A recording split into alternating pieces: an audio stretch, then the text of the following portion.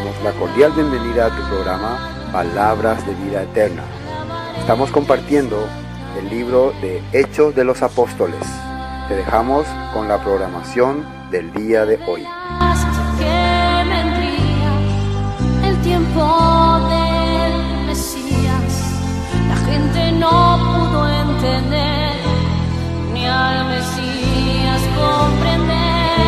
En tu palabra estaba el plan, pero no querían escuchar, y tu obra se terminó cuando tu Hijo expiró. Hechos de los Apóstoles, Hechos 1. Entonces nos quedamos en 6. Entonces, los que se habían reunido le preguntaron diciendo: Señor, ¿restaurarás el reino a Israel en este tiempo? Les dijo: No os toca a vosotros saber los tiempos o las ocasiones que el Padre puso en su sola potestad. Pero recibiréis poder cuando haya venido sobre vosotros el Espíritu Santo, y me seréis testigos en Jerusalén, en toda Judea, en Samaria y hasta lo último de la tierra. Y habiendo dicho estas cosas, viéndolo ellos, fue alzado, y le recibió una nube que le ocultó de sus ojos. Y estando ellos con los ojos puestos en el cielo, entre tanto que él se iba, he aquí se pusieron junto a ellos 2 varones con vestiduras blancas, los cuales les dijeron: Galileos, ¿por qué estáis mirando al cielo? Este mismo Jesús, que ha sido tomado de vosotros al cielo, así vendrá, como le habéis visto ir al cielo. Entonces los que se habían reunido le preguntaron diciendo: Señor, ¿restaurarás el reino de Israel en este tiempo? Y acá está esta pregunta. Bueno, ya está bien, ya sabemos que el Espíritu nos va a dar poder, vamos a tener poder, pero ahora lo que nos interesa a nosotros, lo más importante, el reino va a ser restaurado en este tiempo. ¿Y a qué se refería cuando le hablaba del reino? ¿A qué sería que se estaba refiriendo los apóstoles? Primero vamos a ver cuando Jesús le envía a sus apóstoles a predicar, ¿qué les dice que hagan? Vamos al libro de Marcos primero. Marcos, ¿qué le envía que hagan? Esto es muy importante saber. Marcos 16. Ellos quieren saber si el reino se va a establecer en este tiempo, pero primero Jesús les envía a hacer algo. Les envía a ir en pos de algo. Y les dijo, versículo 15, 16, 15, id por todo el mundo y predicad el evangelio a toda criatura. ¿Por dónde tienen que ir? Todo el mundo. Y predicad, enseñad el evangelio a toda criatura. El que creyere y fuere, acá podemos cambiar, convertido, fuere introducido. ¿A qué? ¿A dónde?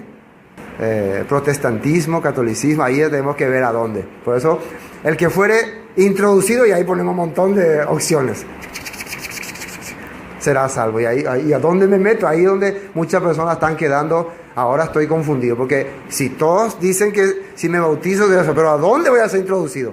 ¿A qué denominación? ¿A qué congregación? Todos están buscando cuál es la mejor opción. Pero ¿será que Jesús le estaba queriendo decir a ellos que le introduzcan a alguna determinada denominación, alguna determinada organización? Vamos a ver. El que creyere y fuere bautizado será salvo. Salvo significa rescatado. ¿De dónde ellos tenían que ser rescatados? Del mundo. ¿Para qué tenían que ser rescatados? Para formar otra vez el reino que se había quebrado. Mas el que no creyere será condenado. ¿Por qué? Los israelitas fueron rescatados de Egipto para ir hacia la tierra prometida. ¿Pero qué pasó? Algunos no creyeron, ¿sí? No aceptaron y querían volver a Egipto. Entonces, ¿qué les pasó? Murieron, recibieron la condenación. Ahora, en San Lucas, capítulo 24. San Lucas, capítulo 24. San Lucas 24, 45. Otra vez, Jesús, ¿qué está haciendo? Capítulo 24, versículo 45 de San Lucas. Dice así: entonces les abrió el entendimiento para que comprendiesen las Escrituras. Esto cuando Jesús resucita y les empieza a mostrar lo que decía la Escritura acerca del reino que tenía que restablecerse, que tenía que formarse. Entonces, vamos a pensar, si les abrió el entendimiento para que comprendiesen las Escrituras, tenemos que ir a las Escrituras para saber qué comprendieron ellos. Hoy en día a muchas personas les falta todavía abrir el entendimiento porque no comprenden las Escrituras. ¿Qué dice acá? Y les dijo, así está escrito y así fue necesario que el Cristo, el Mesías, el ungido, padeciese y resucitase de los muertos al tercer día. Y después, y que se predicase en su nombre. Esta palabra nombre no es solamente usar el nombre, es en su mérito, en su vivencia, en su andar. Por eso Jesús, ¿qué comenzó haciendo? Comenzó haciendo y después enseñaba. Comenzó viviendo, comenzó mostrando cómo tenía que hacerse. Y acá dice que se predicara en la vivencia, en lo que Él mostró lo que se tenía que hacer. Que se predicase en su nombre el arrepentimiento y el perdón de pecados. ¿Por qué arrepentimiento? Jesús mostró la ley, cómo se tenía que cumplir para que regresen a ella, para que retorne a ella. Y el retornar a la palabra, ¿qué te haría? Haría que tus pecados sean perdonados. ¿Por qué? Eso era el cumplimiento de ¿qué? De lo que está escrito en Deuteronomio 30. Después vamos a leer. No es solamente que estaba algo así vacío. No, la palabra dice que en cualquier lugar donde tu corazón se volviera otra vez a mí, yo perdonaría todas tus rebeliones. ¿Y cómo lo haría? La pregunta era ¿cómo lo haría? Y ahí ya está demostrado. Enviando a su Hijo a morir en la cruz. Eso ya estaba también profetizado, de que Jesús vendría a morir por nuestros pecados. Quiere decir que estaba ya todo listo para que regrese al reino. Bueno, volvamos a Hechos. Parece que no podemos luego pasar cada versículo. Muy difícil es pasar un versículo nomás. Entonces nos quedamos en 6. Entonces los que se habían reunido preguntaron diciendo, Señor, ¿restaurarás el reino de Israel en este tiempo? Y les dijo, no os toca a vosotros saber los tiempos o las sazones que el Padre puso en su sola potestad, pero recibiréis poder cuando haya venido sobre vosotros el Espíritu Santo, y me seréis testigos en Jerusalén, en toda Judea, en Samaria y hasta lo último de la tierra. Volviendo a restaurar. La palabra restaurar quiere decir volver a su origen, ¿no? Si ustedes quieren restaurar un vehículo antiguo, no sé, un Ford Falcon o ¿qué es más antiguo? Un Opala. ¿Son antiguos eso, no? O un escarabajo del año 58. ¿Qué tienen que hacer? Tienen que buscar repuestos, o sea, que tengan su forma antigua, ¿no? Yo he visto que muchos Fusca, ¿no? Tienen ahora una luz trasera diferente, no al original, porque ya no aparece más al original. Le han puesto algo parecido.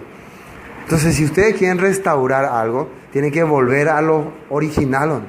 Buscar otra vez, restablecer. ¿Qué es lo que Dios quería que sus discípulos restauren? ¿Qué es lo que los discípulos ahora están diciendo que querían que se restaure? ¿Qué están diciendo? La iglesia cristiana evangélica protestante, la iglesia cristiana evangélica, etcétera, etcétera. ¿Qué es lo que se tenía que restaurar según los discípulos, los que van a venir a predicar a nosotros? ¿Qué dice ahí? Israel, dice. Restaurarás a Israel en este tiempo.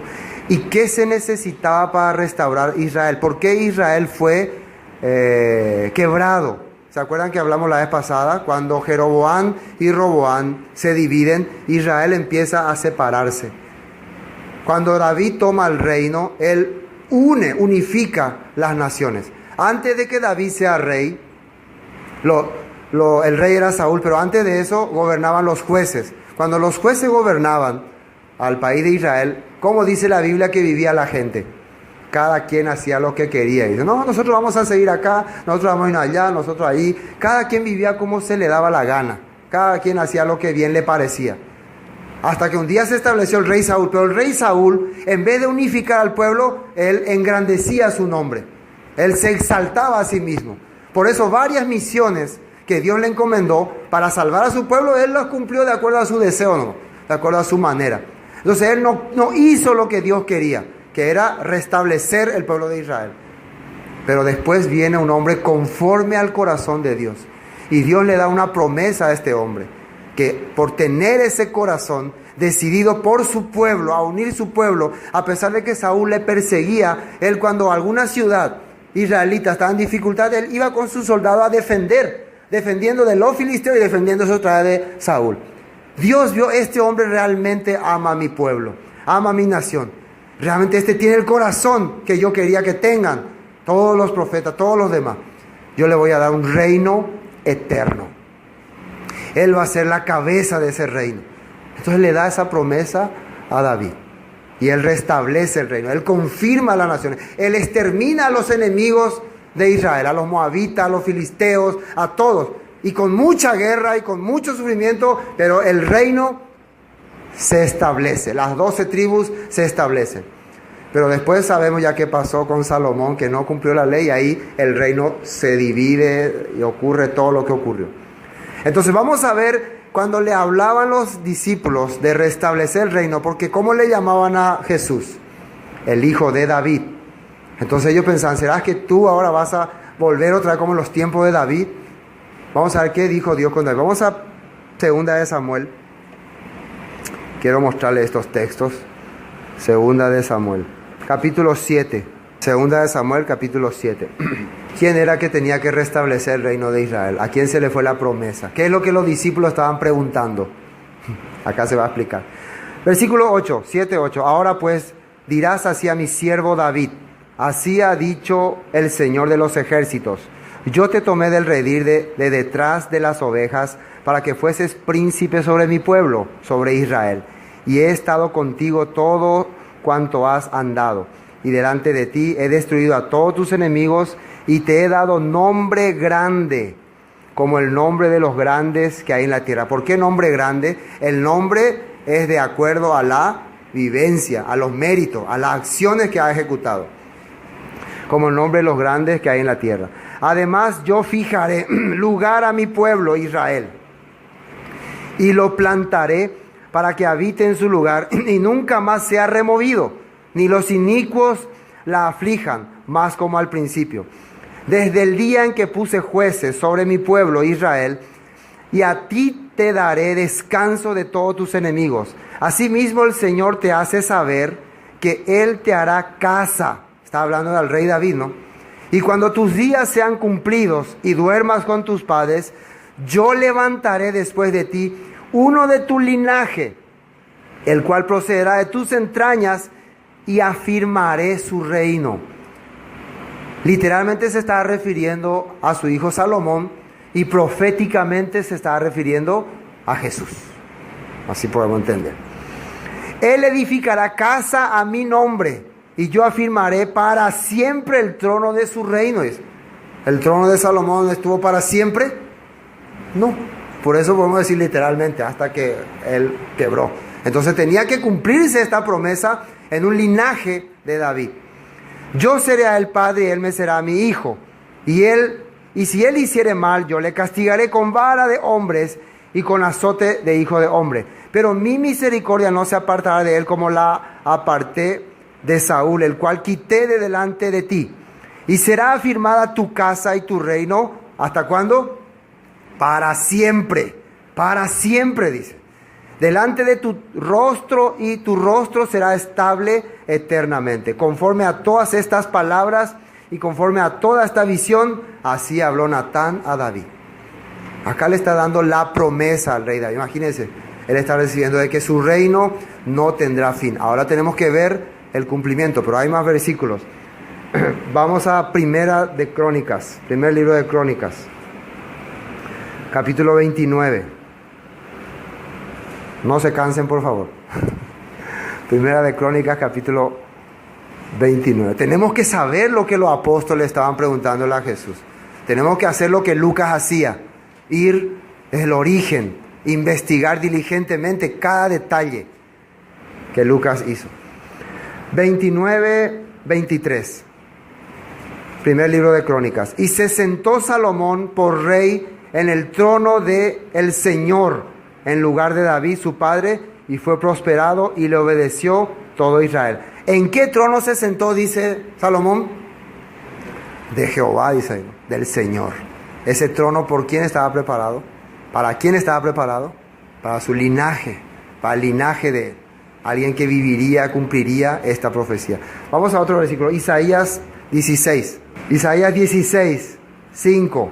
Y se dispondrá el trono en misericordia, y sobre él se sentará firmemente en el tabernáculo de David, quien juzgue y busque el juicio y apresure la justicia.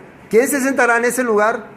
El que juzgue y busque juicio y apresure la justicia. ¿Quién es ese? ¿A quién se le llamaba Rey de Justicia? A Jesús. Él va a estar sentado ahí para hacer la voluntad de Dios. Vamos a otro versículo. Ezequiel 37. Después vamos a Lucas. Ezequiel 37. Ezequiel 37, 21. 37, 21. Y les dirás, así ha dicho el Señor, he aquí yo tomo a los hijos de Israel de entre las naciones. ¿De dónde los tomará? De entre las naciones. Argentina, Brasil, Chile, Colombia, Paraguay. A las cuales fueron, y los recogeré de todas partes y los traeré a su tierra. Y los haré una nación en la tierra, en los montes de Israel, y un rey será a todos ellos por rey. Y nunca más serán dos naciones, ni nunca más serán divididos en dos reinos. Ni se contaminarán ya más con sus ídolos, con sus abominaciones y con todas sus rebeliones. ¿Y qué dice ahí? Los salvaré. Yeshua, los salvaré. Oseas, los salvaré. Los salvaré de todas sus rebeliones con las cuales transgredieron mi Torah, transgredieron mi ley. Y los limpiaré. Así está escrito, ¿no? Y me serán por pueblo y yo a ellos por Dios. Y acá lo importante, 24. ¿Quién va a reinar sobre ellos? Mi siervo David será rey sobre ellos. Y todos ellos tendrán un solo pastor. ¿Quién dijo que era el pastor en la Biblia? Yo soy el pastor. Mis ovejas oyen mi voz. También tengo otra oveja que no son de este redil. Por ellas también debo ir. Y serán un solo rebaño en mi mano. Jesús habló así. ¿De qué está hablando Ezequiel 37? De la restauración. ¿De qué pueblo? ¿De qué nación? De Israel. ¿Quién reinaría sobre ellos? ¿Quién sería su rey? Y mi siervo David será rey sobre ellos, y todos ellos tendrán un solo pastor, y andarán en mis preceptos y mis estatutos, y guardarán y los pondrán por obra. ¿Restaurarás a Israel en este tiempo? ¿Dónde está la mente de los apóstoles? En estos escritos. En estos escritos. ¿Será este el tiempo en que volverán todos los expatriados, todos los perdidos? ¿Este es el tiempo en que volveremos a tener las 12 tribus unidas? ¿Este es el tiempo? Preguntan ellos. Sí. Uno más, Lucas 1. Uno más. Cuando le vino el ángel a María y le habló acerca del nacimiento de Jesús, ¿qué le dijo? Lucas 1, 32. Y ahora concebirás en tu vientre y darás a luz un hijo y llamarás su nombre Jesús. Este será grande y será llamado Hijo del Altísimo, y el Señor Dios le dará el trono de David, su padre. Ahora hay que entender. ¿Y qué es lo que David tenía que hacer? David, ¿sobre qué tenía que reinar? ¿Sobre qué congregación tenía que reinar? Podemos nosotros poner congregación reino de David. Así lo vemos. Y ya estamos ahí ya somos los que sobre nosotros reinará David. Podemos poner así. Podemos llamarnos congregación reino de David, decir, nosotros somos el reino de David. No. ¿A qué reino se está refiriendo? Al reino de Israel. Al comprender la escritura, al comprender la palabra, podemos entender lo que está diciendo la Biblia. Bueno, volvamos a Hechos. Volvamos a Hechos. Tenemos que terminar Hechos hoy, por lo menos esta parte. Versículo 7, 1:7. Y les dijo, no os toca a vosotros saber los tiempos o las sazones que el Padre puso en su sola potestad. Pero miren lo que le dice acá. Pero recibiréis poder cuando haya venido sobre vosotros el Espíritu Santo. La importancia de por qué recibirán este poder. ¿Para qué necesitan este poder? ¿Cuál es el objetivo de este poder? Dice ahí: y me seréis testigos en Jerusalén, en toda Judea, en Samaria y hasta lo último de la tierra. Y habiendo dicho estas cosas, viéndolo ellos, fue alzado y le recibió una nube que lo ocultó de sus ojos. Desapareció Jesús. Esto que Jesús está mencionando, de que me seréis testigos hasta lo último de la tierra, dice: recibiréis poder cuando haya venido sobre vosotros el Espíritu Santo, y me seréis testigos en Jerusalén, en toda Judea, en Samaria y hasta lo último de la tierra. ¿Por qué? ¿Qué es lo que pasó? ¿Qué es lo que ocurrió? Para que los apóstoles que esperan la restauración del reino de Israel, el reino de David, tengan que recibir un poder, una fuerza para hacerle testigo en Jerusalén, Samaria y hasta lo último de la tierra. ¿Qué ocurrió? Ocurrió algo que ya estaba profetizado en la ley de Moisés. Y vamos a Deuteronomio capítulo 28. Vamos a Deuteronomio capítulo 28. ¿Qué dice ahí? Esto es lo que Jesús está acá cumpliendo. El cumplimiento de la ley es la vida de Jesús. Yo he venido a cumplir hasta lo último, y hasta acá tiene que mostrarle que Él está cumpliendo. Sigue cumpliendo. Y nos encomendó cumplir, no cumplirla. ¿Qué le parece? Nos encomendó cumplirla también a nosotros. Ese fue el poder que nos ha dejado, es para que cumplamos su objetivo, su propósito. Deuteronomio 28, 64 dice así: y el Señor te esparcirá por todos los pueblos, desde un extremo de la tierra hasta el otro extremo, y allí servirá a dioses ajenos que no conociste, tú ni tus padres, al leño y a la piedra. Esto es el juicio que recibiría Israel si no guardaba la ley de Dios. La pregunta: ¿recibió este juicio? ¿Vino sobre ellos este juicio? Sí. Por eso ahora Jesús tiene que restaurar, ¿sí o no? Ellos fueron esparcidos por todos los rincones del mundo por no haber cumplido la ley de Dios. Y ustedes pueden leer el capítulo 28 de Deuteronomio desde el versículo 1. 65, 28, 65. Y ni aun entre estas naciones descansarás, ni la planta de tu pie tendrá reposo, pues allí te dará el Señor corazón temeroso y desfallecimiento de ojos y tristeza de alma.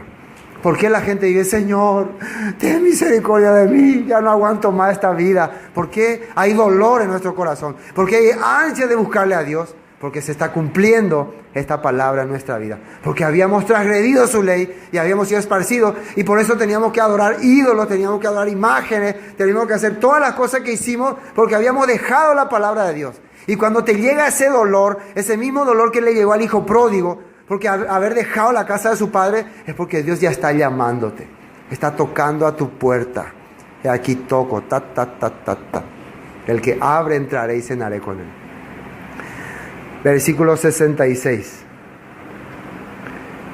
Y tendrás tu vida como algo que pende delante de ti, y estarás temeroso de noche y de día, y no tendrás seguridad de tu vida. Esa es la situación en que está una persona alejada de Dios. No tiene seguridad, no tiene confianza. Ahora, el cumplimiento de esta maldición. Lo contrario, Deuteronomio 30. Vean, lo que Jesús le está diciendo a los discípulos. Este Deuteronomio 30 es el cumplimiento de esta maldición. Versículo 1. Sucederá que cuando hubieren venido sobre ti todas estas cosas, la bendición y la maldición que he puesto delante de ti, y te arrepintieres. ¿Qué significa arrepintieres?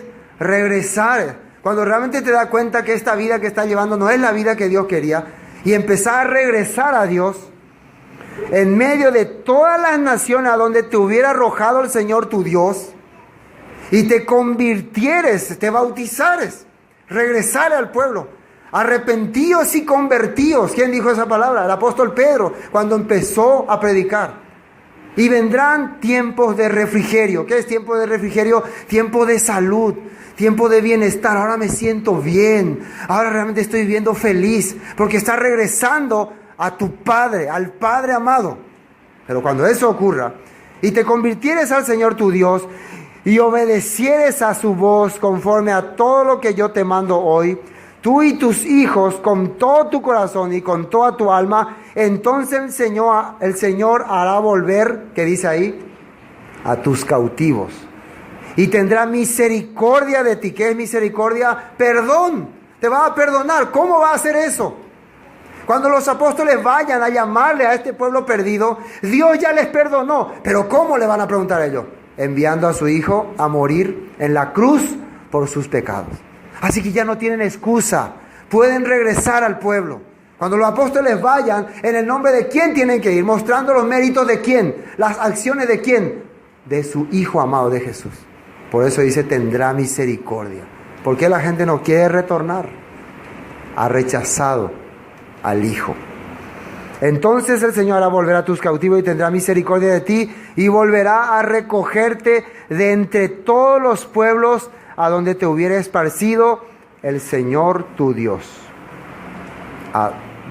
De entre todos los pueblos. ¿Qué le está diciendo Jesús a sus discípulos que hagan? Van a recibir un poder. ¿El poder dónde está? En la Escritura y en la vida de Jesús. Ahí está el poder. Van a ir desde Jerusalén, Samaria y ¿hasta dónde dice? Hasta los confines de la tierra. ¿Para qué? Para restaurar, para volver a traer a esta gente. Que esté arrepentida, que quiera volver al pacto, que sienta realmente la necesidad. ¿Está bien? Vamos a terminar Hechos. Así que no vamos a terminarlo hoy nunca. Versículo 9. Habiendo dicho estas cosas, viéndolo ellos, fue alzado y recibió una nube que le ocultó de sus ojos.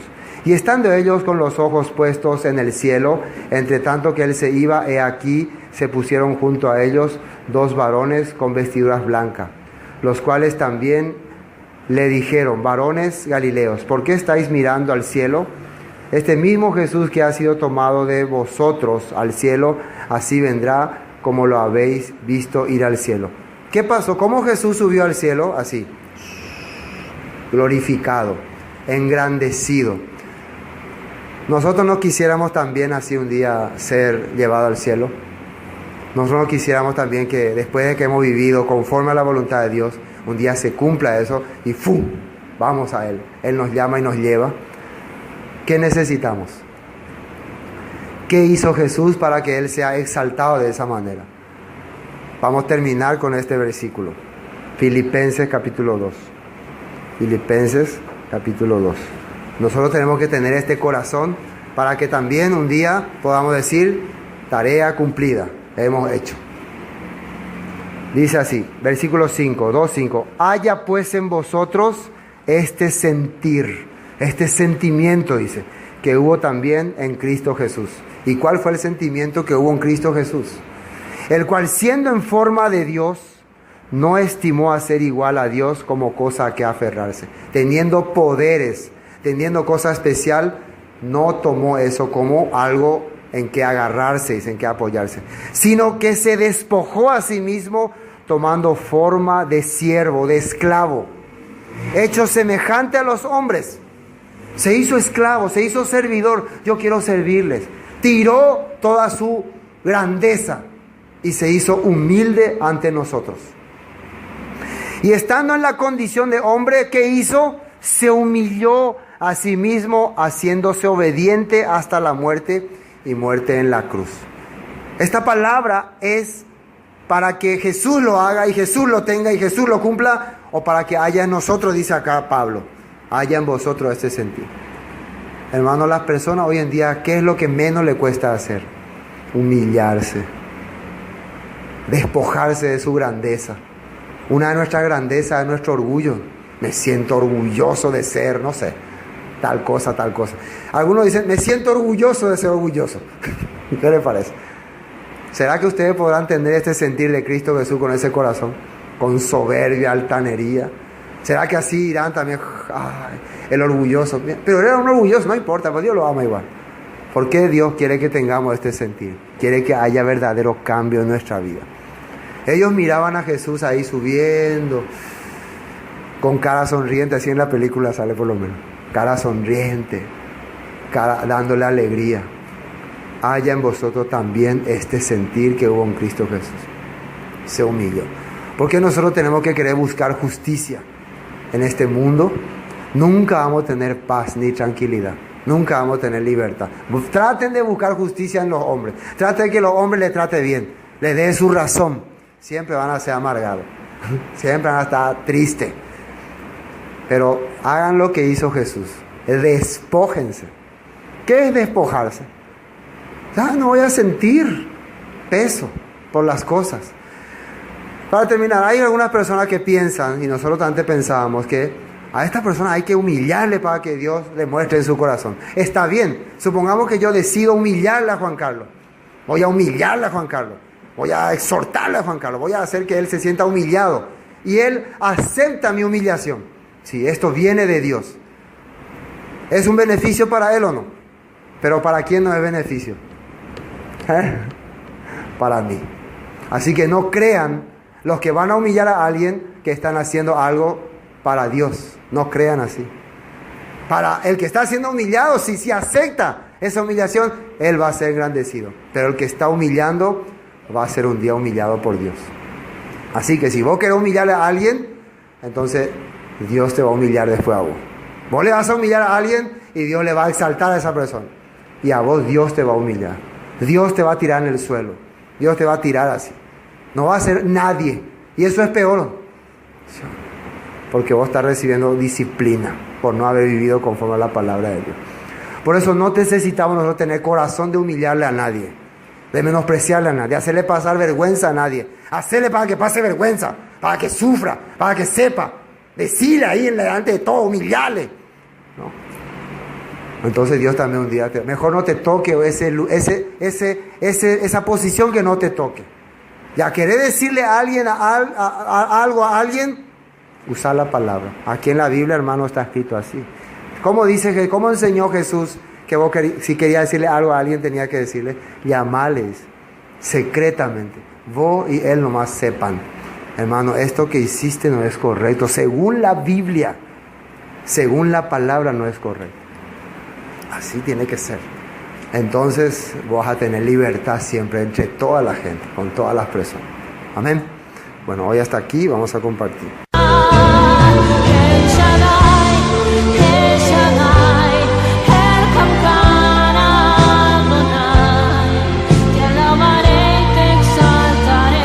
Esto fue Palabras de Vida Eterna, con el estudio del libro de Hechos de los Apóstoles.